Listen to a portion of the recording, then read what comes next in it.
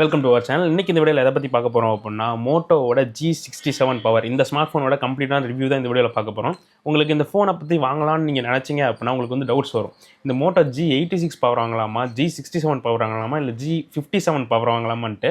ஏன்னா ஏகப்பட்ட கன்ஃபியூஷன்ஸோட தான் இந்த ப்ராடக்ட்டோட ப்ரைஸிங் இருக்குது. ஸோ உங்களுக்கு எந்த ஃபோன் வாங்கினா கரெக்டாக இருக்கும் அப்படிங்கிறத இந்த வீடியோவில் நான் தெளிவாக சொல்ல போகிறேன். வீடியோக்குள்ளே போகலாம். ஃபஸ்ட்டு இந்த ஸ்மார்ட் ஃபோன் டிசைன் அப்படின்னு எடுத்துக்கிட்டோம் அப்படின்னா இதில் பெருசாக சொல்கிறதுக்குன்னு எதுவுமே இல்லை.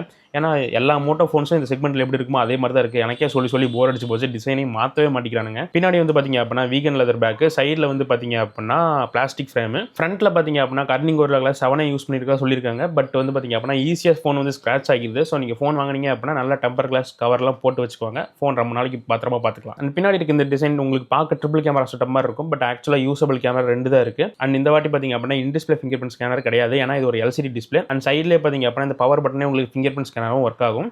சிம் ஸ்லாட்டை பொறுத்த வரைக்கும் உங்களால் 2 நேனோ சிம் தான் போட்டுக்க முடியும். மைக்ரோ SD கார்டு சப்போர்ட் கிடையாது இந்த ஃபோனுக்கு. அண்ட் பாட்டமில் பார்த்தீங்க அப்படின்னா 3.5 ஜாக் கொடுத்துருக்காங்க. அண்ட் மைக் இருக்குது, அண்ட் Type C போட்டிருக்கு, அண்ட் ஸ்பீக்கர்களுமே இருக்குது.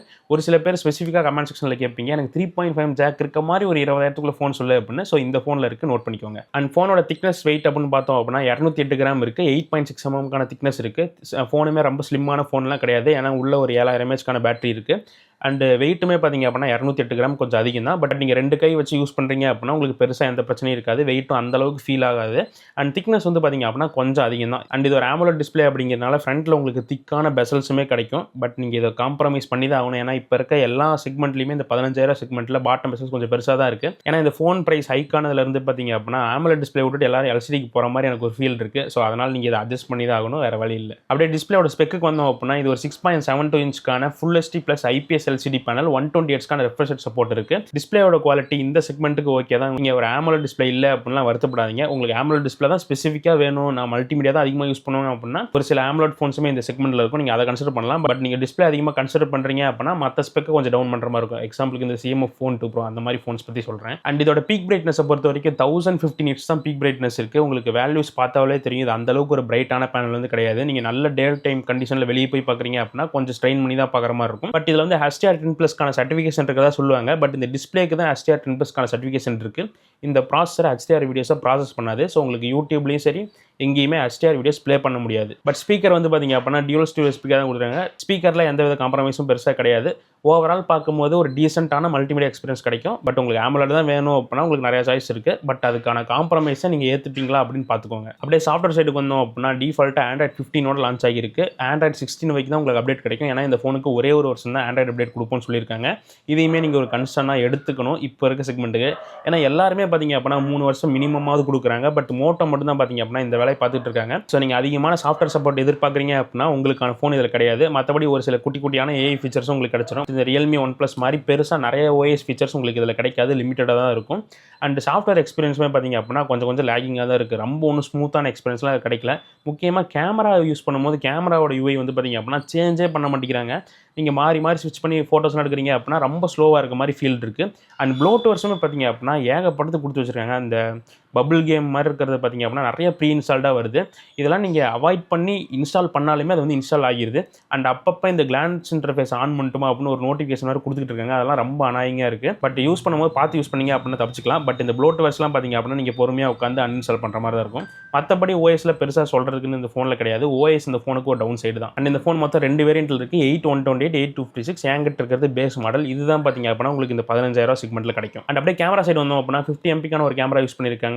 f1.8 லென்ஸோட பேர் ஆகுது. OS சப்போர்ட் கிடையாது. அண்ட் 8 மெகாபிக்சலுக்கான ஒரு அல்ட்ரா வைடுமே இருக்குது. அண்ட் இந்த மெயின் கேமரா யூஸ் பண்ணி உங்களால் 4K 30 fps வீடியோஸை கட் பண்ணிக்க முடியும். செல்ஃபிலையுமே உங்களுக்கு 4K 30 fps சப்போர்ட் இருக்குது. அண்ட் செல்ஃபிக்கு 32 MB ஒரு சென்சார் யூஸ் பண்ணியிருக்காங்க. இதோட குவாலிட்டி பார்த்தீங்க அப்படின்னா ரொம்ப நல்லாவே இருக்குது. செல்ஃபி பர்ஃபார்மன்ஸ் ஈவன் போர்ட்ரேட் ஷாட்ஸுமே பார்த்தீங்க அப்படின்னா பெட்டராக பண்ணியிருக்காங்க.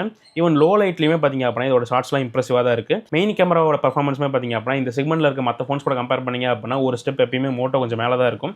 அந்த லெவலுக்கான பர்ஃபார்மன்ஸ் உங்களுக்கு கிடைக்குது. ஈவன் நைட் டைம்லேயுமே பார்த்தீங்க அப்படின்னா ஃபோட்டோஸ் நல்லா தான் இருக்குது. பட் ஷட்டர் ஸ்பீட் ரொம்ப ஃபாஸ்ட்டாக இல்லை, அது மட்டும் தான் எனக்கு டவுன் சைடாக தருது. மற்றபடி கேமராஸில் பெருசாக குறை சொல்ல முடியாது. 8 மெகாபிக்சலுக்கான அல்ட்ரா வைட் மற்ற ஃபோன்ஸில் எப்படி இருக்குமோ அதே மாதிரி தான் இருக்குது. ரொம்ப மட்டமான அல்ட்ரா வைட் தான் இது. பட் ஓவரால் பார்க்கும்போது 15,000 ரூபாய்க்கு இது ஒரு நல்ல கேமரா ஃபோன். நீங்கள் கேமரா எதிர்பார்த்து ஃபோன் வாங்குறீங்க அப்படின்னா கண்டிப்பாக இந்த ஃபோனை சூஸ் பண்ணலாம். இந்த வீடியோ பார்த்தீங்க அப்படின்னா 4K 30 fps ஃப்ரண்ட் கேமரா எடுத்துகிட்டு இருக்கேன். வியூ ஃபைண்டர்லையும் சரி, வீடியோ எடுத்து முடிச்சதுக்கப்புறம் சரி, வீடியோ ப்ராசஸிங் ரொம்ப நல்லாவே இருக்குது இந்த ப்ரைஸ் ரேஞ்சுக்கு. ஸோ மோட்டோவில் எல்லா ஃபோன்ஸுமே பார்த்திங்க அப்படின்னா இப்போ வீடியோ சென்ட்ரிக்காக நல்லா தான் பண்ணுறாங்க. ஸோ உங்களுக்கு எப்படி இருக்குன்னு பாருங்கள்.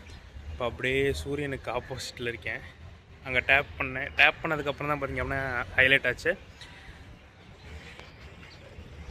ஸோ உங்களுக்கு வீடியோ குவாலிட்டி எப்படி இருக்குது அப்படின்னு கமெண்ட்ஸ் மென்ஷன் பண்ணுங்கள். கொஞ்சம் லைட்டாக நாய்ஸ் இருந்துட்டு தான் இருக்குது. இப்போ நீங்கள் பார்த்துக்கிட்டு இருக்க சாம்பிள் வந்து பார்த்தீங்க அப்படின்னா ரியர் கேமராவோட மெயின் கேமரா இப்போ அப்டேட் பண்ண முடியும். உங்களால் 2xக்கும் போக முடியும் அண்ட் 6x வரைக்கும் டிஜிட்டலாக உங்களால் ஜூம் பண்ணிக்க முடியும். ஸோ இதோட ப்ராசஸிங் எப்படி இருக்குன்னு பாருங்கள்.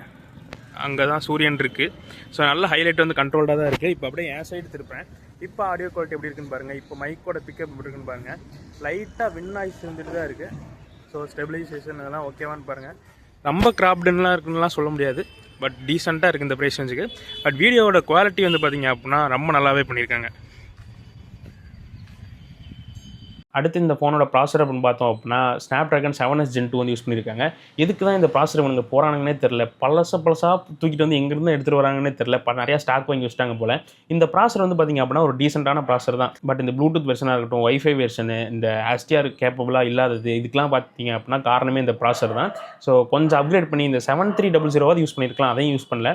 கேமிங்லாம் எப்படி இருக்குன்னு பார்த்தீங்க அப்படின்னா ரொம்ப சுமாராக தான் இருக்கும். நீங்கள் கேஷுவலாக ரொம்ப லோ செட்டிங்ஸில் இருக்க கேம்ஸ் விளாட்றீங்க அப்படின்னா ஓகே தான். பட் PUBG விளாட்றீங்கன்னா கூட உங்களுக்கு நிறைய ஃப்ரேம் ட்ராப்ஸுங்கிறது தெரியுது. ஸோ இது ஒரு நீங்கள் கேமிங் ஃபோனுக்காக எடுத்துக்காதீங்க.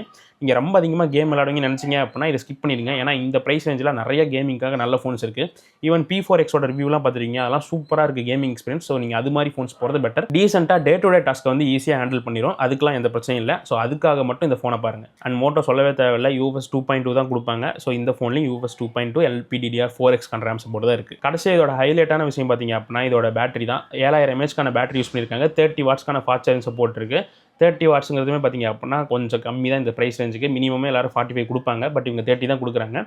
ஸோ சார்ஜ் பண்ணுறதுக்கு 1.5 மணி நேரம் தான் டைம் எடுத்துக்குது. 1 மணி நேரம் 35 நிமிஷம் மேக்ஸிமம் உங்களுக்கு போகலாம். ஸோ இதுவுமே பார்த்திங்க அப்படின்னா ஒரு நல்ல டைமிங் தான். ஸோ ஒன்ஸ் ஃபுல் சார்ஜ் பண்ணிட்டீங்க அப்படின்னா எல்லா ஃபோன்லையும் நான் இப்போ இதே தான் சொல்லிட்டு இருக்கேன், ஒரு நாளைக்கான பேட்டரி லைஃப் தாராளமாக கிடைக்கும். கேஷுவலாக யூஸ் பண்ணுறீங்க அப்படின்னா 2 நாளைக்கு மேலேயான பேட்டரி லைஃப் உங்களுக்கு கிடச்சிரும். ஸோ பேட்டரி லைஃப் ஒரு பெரிய பிரச்சனையே இல்லை, நல்ல ஒரு அட்வான்டேஜ் தான் இந்த ஃபோனுக்கு. அண்ட் NFC, IR பிளாஸ்டர் இது மாதிரியான எக்ஸ்ட்ரா அடிஷனல் ஃபீச்சர்ஸ் எதுவுமே கிடையாது. மிலிட்ரி ஸ்டாண்டர்டுக்கான சர்டிஃபிகேஷன் இருக்குது. IP64க்கான ரேட்டிங் தான் இருக்குது, 69 கிடையாது. ஸோ தண்ணிக்குள்ளே போட்டுறாதீங்க. ஸோ ரொம்ப குயிக்காகவே பார்த்திங்க அப்படின்னா இந்த ஃபோனோட ரிவ்யூ வந்து முடிச்சிருப்பேன். ஸோ மேட்டர் வந்து பார்த்திங்க அப்படின்னா மோட்டோ ஃபோன்ஸில் பெருசாக ரிவ்யூ பண்ணுறதுக்கு எதுவுமே கிடையாது. ஏன்னா எல்லா ஃபோன்ஸும் பார்த்திங்க அப்படின்னா ஒரே மாதிரியே இருக்குது. ப்ரைஸை மட்டும் பார்த்திங்க அப்படின்னா 1000 ரூபாய்க்கு ஒரு ஃபோனை வந்து லிஸ்ட் பண்ணி வச்சிருக்காங்க. அதுதான் இப்போ பெரிய பிரச்சனையாக இருக்குது. ஸோ இந்த ஃபோனை யார் கன்சிடர் பண்ணலாம் அப்படின்னு ஒரு லிஸ்ட் எடுத்து வச்சிருக்கேன். ஸோ பார்த்திங்க அப்படின்னா G67 பவர் இந்த ஃபோனோட பேர். இது வந்து பார்த்திங்க அப்படின்னா 15000 செல் ஆகிட்டு இருக்கு. உங்களுக்கு 17000 காட்டும். பேங்க் ஆஃபர் போட்டிங்க அப்படின்னா 2000 கம்மி பண்ணி 15000 வாங்க முடியும். பட் இதுவே G86 பவர் வந்து பார்த்திங்க அப்படின்னா 17000 கிடைக்குது. அது 18000 ஒரிஜினல் ப்ரைஸ். பேங்க் ஆஃபர் போட்டிங்க அப்படின்னா 17000 வாங்கிக்க முடியும். இதிலே G57 ஒரு வேரியன்ட் இருக்குது. அது இதை விட கொஞ்சம் டவுனான வேரியன்ட்டு. அது 15000 டிஃபால்ட்டாக இருக்கும். 1000 கார்டு ஆஃபர் போட்டிங்க அப்படின்னா 14000 உங்களுக்கு கிடைக்கும். ஸோ இந்த 3 ஃபோனில் உங்களுக்கு ஒரு ஆப்ஷன் தேவைப்படுது அப்படின்னா கண்டிப்பாக G86 பவருக்கு வந்து போய்க்கோங்க. இதை விட பெட்டரான டிஸ்பிளே, பெட்டரான ப்ராசஸர் அண்டு ஈவன் கொஞ்சம் பெட்டரான கேமரா செட்டப் கூட இருக்கும். ஏன்னா அதோட ப்ராசஸர் அப்படி. ஸோ இந்த ஃபோனுக்கு சொன்ன எந்த காம்ப்ரமைஸும் உங்களுக்கு தெரியக்கூடாது அப்படின்னா G87 போகிறது தான் உங்களுக்கு ஒரு பெட்டரான ஆப்ஷன். நானுமே அதை ரெக்கமெண்ட் பண்ணுவேன். பட் உங்கள் பட்ஜெட் வந்து ரொம்ப ஸ்ட்ரிக்ட், 15000 மேலே என்னால் ரூபா கூட இன்க்ரீஸ் பண்ண முடியாது அப்படின்னு நினச்சிங்க அப்படின்னா இந்த ஃபோனை போய்க்கோங்க. சரி, அந்த G57 பவர் யார் கன்சிடர் பண்ணலாம்னு பார்த்தீங்க அப்படின்னா உங்களுக்கு ஆண்ட்ராய்டு அப்டேட் ரொம்ப முக்கியமாக வேணும், அதுவும் மோட்டோவில் தான் வேணும் அப்படின்னு நினச்சிங்கன்னா மட்டும் அந்த ஃபோனுக்கு போங்க. ஏன்னா அந்த ஃபோன் டிஃபால்ட்டாக Android 16 லான்ச் ஆகியிருக்கு. Android 18 வரைக்கும் அப்டேட் கொடுப்போம்னு சொல்லியிருப்பாங்க. சம்மந்தமே எல்லாம் லான்ச் பண்ணிட்டு இருக்கானுங்க. இந்த ஃபோன் தான் அதோட ஹை எண்ட் வேரியன்ட். இதுக்கு 2 வருஷம் அப்டேட் கொடுத்துருக்கலாம். பட் அதில் Android 16 லான்ச் பண்ணிட்டு 18 வரைக்கும் அப்டேட் வரும்னு சொல்கிறாங்க. ஸோ இது வந்து பார்த்திங்க அப்படின்னா சுத்தமான ஒரு யூஸ்லெஸ் திங் தான். மோட்டோ எதுக்கு இது கன்ஃபியூஸ் பண்ணுறதுக்குனே பண்ணுற மாதிரி தான் இருக்குது. அந்த ஃபோனில் பார்த்திங்க அப்படின்னா செல்ஃபி கேமரா டவுன் சைடாக இருக்கும். அந்த ப்ராசருமே பார்த்திங்க அப்படின்னா Snapdragonோட 6s Gen 4 வந்து யூஸ் பண்ணியிருக்காங்க. ப்ராசர் ரொம்ப பெரிய ஒரு வித்தியாசம்லாம் இருக்காது இதுக்கும் அதுக்கும். பட் உங்களுக்கு செல்ஃபி கேமராவை டவுன் பண்ணி உங்களுக்கு அந்த சாஃப்ட்வேர் அப்டேட் ரொம்ப முக்கியமானு கேட்டிங்க அப்படின்னா நான் வந்து கன்சிடர் பண்ண மாட்டேன். எனக்கு செல்ஃபி கேமரா கொஞ்சம் முக்கியம் சாஃப்ட்வேரை கம்பேர் பண்ணும்போது. ஸோ எனக்கு 2 ஃபோனும் வேணாம், 2க்கும் நடுவில் ஏதாவது ஒரு காம்ப்ரமைஸ் இருந்தால் பரவாயில்ல அப்படின்னு. பட் 15000 தான் பட்ஜெட் இருக்குது அப்படின்னா நீங்கள் இந்த ஃபோனுக்கு போய்க்கோங்க. இதுதான் என்னோட ஒப்பீனியன். ஸோ உங்களில் யாராவது இந்த ஃபோன் வாங்கியிருக்கீங்க அப்படின்னா உங்களுக்கு இருக்க குறைகளையுமே சொல்லுங்கள், மற்றவங்க பார்த்து தெரிஞ்சுக்கிட்டு வாங்குறதுக்கு முன்னாடி. அண்ட் இதுக்கு ஆல்டர்னேட்டிவாக வேறு ஏதாவது பிராண்டில் ஃபோன் தேடுறீங்க அப்படின்னா ரியல்மியோட P4X தான் நான் ரெக்கமெண்ட் பண்ணுவேன். 15000 கிடைக்குது. இந்த ஃபோனை கம்பேர் பண்ணும்போது அதில் கேமரா மட்டும் தான் லைட்டாக டவுன் சைடாக இருக்கும். மற்றபடி அந்த ஃபோனில் எந்த பிரச்சனையும் கிடையாது. சூப்பரான ஃபோனை நீங்கள் அதை கன்சிடர் பண்ணலாம். ஸோ இதுதான் என்னோட ஒப்பீனியன். அடுத்த வீடியோவில் பார்க்கலாம்.